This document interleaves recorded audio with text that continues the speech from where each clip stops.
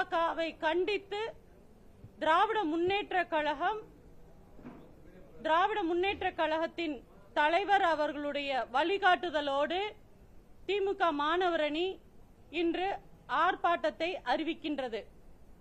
VBSA bill மூலமாக தமிழ்நாட்டில் இயங்கக்கூடிய பல்கலைக்கழகங்களை இழுத்து மூடுவதற்கான மறைமுகமான மூடி அந்த மசோதா என்று சொல்லக்கூடும்.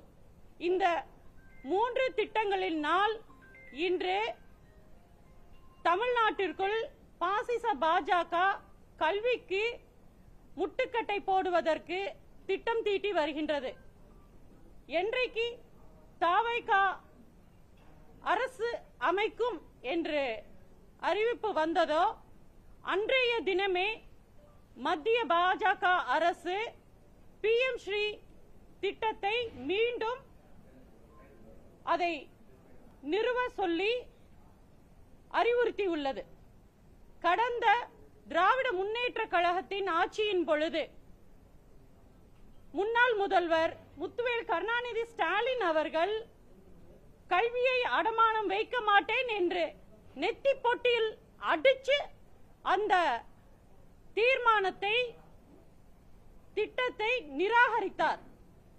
என்று திராவிட முன்னேற்ற கழக ஆட்சிக்கு வராது என்று தெரிந்தவுடன் மீண்டும் மறைமுகமாக பாசிச பாஜக இந்த திட்டத்தை அறிவுறுத்தியுள்ளது. இது மே 5ஆம் தேதி PM ஸ்ரீயை அறிவுறுத்திய இந்த பாஜக இதுவரை தவேக எந்த ஒரு பதிலும் சொல்லாமல் மௌனம் காத்துக் கொண்டிருக்கின்றது.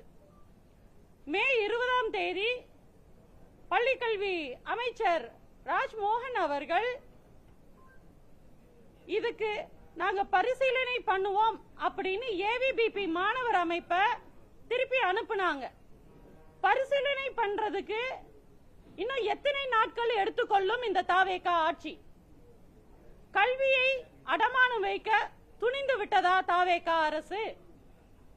இது பத்தாததுக்கு CBSE ஸ்கூல்ஸ்ல 9th ஸ்டாண்டர்ட் படிக்கக்கூடிய அந்த மாணவர்களுக்கு மும்மொழி கொள்கையை திணிக்கும் வண்ணம் இந்த ஆண்டு ஜூலை 1ஆம் தேதியில இருந்து அதை அமுல்படுத்த வேண்டும்னு சொல்றாங்க.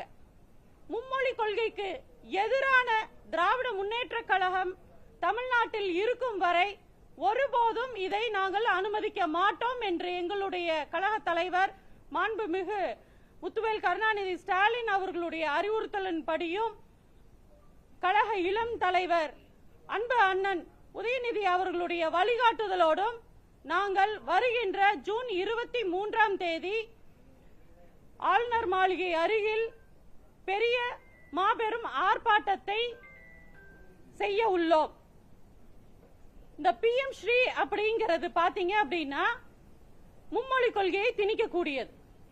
CBSEல 9th ஸ்டாண்டர்ட் ஸ்டூடெண்ட்ஸுக்காக கொண்டு வருகின்ற இந்த மும்மொழி கொள்கை அதுல பாடத்திட்டம்ங்கிறது எதுவுமே இல்ல. அதுக்கான தேர்வு வைக்க மாட்டோம், மதிப்பெண் நாங்க போட போறது இல்ல அப்படின்னு 9th ஸ்டாண்டர்ட்ல திடீர்னு கொண்டு வராங்க. இது அடுத்த ஆண்டு திடீர்னு 10thல நாங்க தேர்வின் பொழுது மதிப்பெண்ணை கூட்டிக் கொள்வோம் அப்படின்னு சொல்றதுக்கும் வாய்ப்பு உண்டு. ஏன்னா RSS பாஜக தொடர்ந்து இந்துத்துவத்துக்கு முக்கிய கொடுக்கக்கூடிய அந்த மத்திய ஒன்றிய அரசு நம்மளுடைய கல்வியை பறிக்கும் திட்டமாக தான் ஒவ்வொரு திட்டங்களையும் கொடுத்துக்கிட்டு இருக்காங்க. அப்போ இந்த திட்டத்தின் கீழ் வரக்கூடிய இந்த PM ஸ்ரீ திட்டங்கள் எல்லாம் பாத்தீங்க அப்படின்னா 3வது மொழி படிங்க அப்படிங்கிறாங்க. ஏதோ ஆப்ஷன் இருக்க மாதிரி நம்மளுக்கு தோணும். ஆனா உண்மையிலேயே பிரெஞ்சோ உருதோ படிக்கிறதுக்கு கற்றுக் கொடுப்பதற்கு ஆசிரியர்கள் தமிழ்நாட்டில் இல்ல. அப்ப என்ன ஆப்ஷன் எடுப்போம்? ஹிந்தியோ சமஸ்கிருதமோ எடுப்போம். சமஸ்கிருதத்தை நம்ம கற்க வேண்டும் என்ற அவர்களுடைய திட்டத்தின் வாயிலாக கடந்த 10 ஆண்டுகளாக 2500 கோடி நிதி ஒதுக்கி அதுக்கு ஆசிரியர்களை நியமிக்க தயாராக உள்ளது பாசிச பாஜக. இதை வன்மையாக கண்டிக்கின்றோம். அதே போலதான் VBSA மசோதாவை நாடாளுமன்றத்தில் அரசியலமைப்பு சட்டத்திற்கு எதிராக நிறைவேற்றியுள்ளது. விக்ஷித் பாரத் சிக்ஷா அதிஸ்தான் அப்படிங்கிற இந்த திட்டத்தின் மூலமாக 3 கவுன்சில்களை நிறைவேற்றியுள்ளது. ஒன்று தர கட்டுப்பாடு கவுன்சில், மற்றொன்று ஒருங்கிணைப்பு கவுன்சில், இன்னொன்று அங்கீகார கவுன்சில். இந்த 3 அம்சங்கள் வாயிலாக VBSA பில்லின் மூலமாக பாசிச பாஜக பல்கலைக்கழகங்களை இழுத்து மூடக்கூடிய அதிகாரத்தை பெற்றிருக்கக்கூடிய நிலை வந்திருக்கு. நாடாளுமன்றத்தில் எலெக்ஷன் 66 ஆஃப் லிஸ்ட் 1 அப்படிங்கிற அந்த அடிப்படையில் உள்ள நுழைந்து நாடாளுமன்ற அதிகாரத்துக்கு எதிராக இந்த மசோதாவை நிறைவேற்றியுள்ளனர்.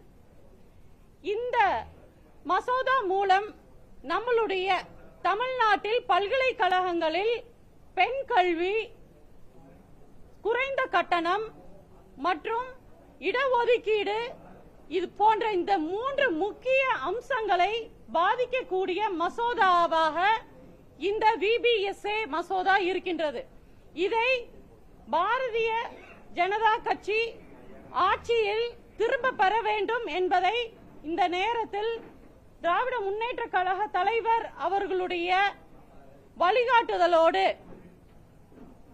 இளம் தலைவர் உதயநிதி அண்ணன் அவர்களுடைய ஆலோசனைப்படியும் மாணவர் அணியின் பொறுப்பாளர் அண்ணன் ஆர் ராசா அவர்களுடைய வழிகாட்டுதலோடும் வரும் ஜூன் 23ஆம் தேதி ஆளுநர் மாளிகை அருகில் மிகப்பெரிய ஆர்ப்பாட்டத்தை திமுக மாணவர் அணி இன்று அறிவிக்கின்றது. தமிழ்நாடு ஆளுநர் மாளிகையில போராட்டம் நடத்துறீங்க. புதுச்சேரி மாநிலத்தை பொறுத்தவரை இந்த முன்மொழி கொள்கையால பெரிய அளவுக்கு பாதிக்கப்படுது. பிரெஞ்சு மொழிங்கிறது இங்க பண்பாட்டு ரீதியா புதுச்சேரி மக்களோட தொடர்பு உள்ளது. இங்க திமுக போராட்டம் நடத்தும் இல்ல, இது முழுக்க முழுக்க இன்று நான் புதுச்சேரிக்கு வந்தது எங்களுடைய மாணவர் அணி சார்பாக அந்த நிகழ்ச்சிக்கு தான் இங்க வந்திருக்கோம். சோ இந்த ஆர்ப்பாட்டத்தை அறிவிப்பதற்காகவும் தாவேகா அரசு மௌனம் காத்து வருவதை சுட்டிக்காட்டுவதற்கும் அதற்கு ஒரு தீர்வு காண்பதற்காக தாவேகா அரசு முன்வர வேண்டும் என்பதற்காக இந்த பிரஸ் மீட். பல்கலைக்கழகங்கள்ல வேந்தரை நியமிக்கிறது தொடர்பா பழைய திமுக அரசினுடைய அவங்களுடைய அந்த அணுகுமுறையை நாங்க பின்பற்றணும்னு அவசியம் இல்லைன்னு காங்கிரஸ்ல இருந்து வந்த உயர்கல்வித்துறை அமைச்சர் சொல்லியிருக்காரு. அவங்களுக்கெல்லாம் அது போராடி பெற்றுக் கொடுத்த அந்த எப்படி கலைஞர் காலத்தில் கொடியை ஏற்றுவதற்கு உரிமை பெற்றுக் கொடுத்தாரோ ஒரு நாட்டின் முதலமைச்சர்களுக்கும் ஒவ்வொரு மாவட்டத்திலும் இருக்கக்கூடியவர்களுக்கு அந்த உரிமை பெற்றுக் கொடுத்தாங்களோ அதே மாதிரி தமிழ்நாட்டில் இருக்கக்கூடிய முதலமைச்சர் அவர்களுக்கு வேந்தர் பதவியை பெற்றுக் கொடுத்த அந்த சிறப்பு அம்சங்கள் காங்கிரஸ்ல இருந்து வந்திருக்கக்கூடிய அமைச்சர் அவர்களுக்கு தெரியாது. அதையே தான் பின்பற்றணுமா அப்படின்னு எங்களுக்கு அவசியம் இல்லைன்னு சொல்லக்கூடிய அமைச்சருக்கு பள்ளியில் புதிய கல்விக் கொள்கையை கூட நாங்க நிறைவேற்றுவோம் அப்படின்னு மாணவர்களின் கல்வியை படிப்பை அடமானம் வைக்கக்கூடிய அமைச்சர்களாக தான் நாங்க அதை பார்க்கிறோம்.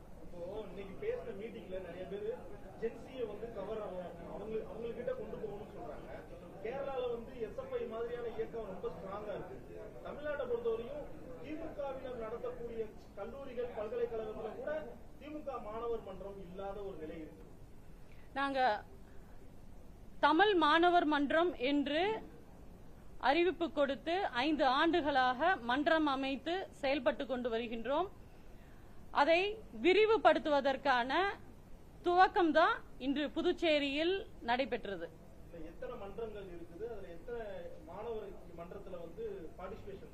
தமிழ் மாணவர் மன்றம் அப்படிங்கிறது ஒரு கல்லூரிக்கு 25 நிர்வாகிகள் இருக்காங்க. அதுல 25னா 250 ஸ்டூடெண்ட்ஸ், ஒரு காலேஜுக்கு 250 பேர் உறுப்பினர் சேர்த்தி 25 நிர்வாகிகள் அமைத்து 137 கல்லூரிகள்ல தமிழ்நாடு முழுக்க தமிழ் மாணவர் மன்றம் நிறுவப்பட்டுள்ளது.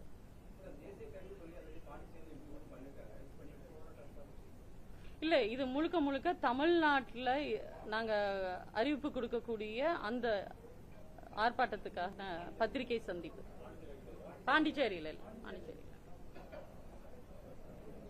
இல்ல புதுச்சேரியில் நடத்துறதுக்கு திட்டம் இருக்கா? ஏன்னா பெரிய அளவுக்கு மத்திய அரசினுடைய தலையீடு நேஷனல் எஜுகேஷன் பிரெஞ்சு மொழியை வந்து இது பண்றதாகட்டும் இங்கதான் ரொம்ப பெரிய அளவுக்கு பாதிப்பு. இங்க அறிவிப்பு போராட்ட அறிவிப்பு இருக்குமா? அது கண்டிப்பா வந்து மாவட்ட அமைப்பாளர் சிவா அண்ணன் அவர்களோடு கலந்து கொண்டு நாங்கள் வரும் காலத்தில் அறிவிக்க உள்ளோம். நன்றி. நன்றி. சென்னையில மட்டும், இங்க இல்ல. சென்னை ஆளுநர் மாளிகை.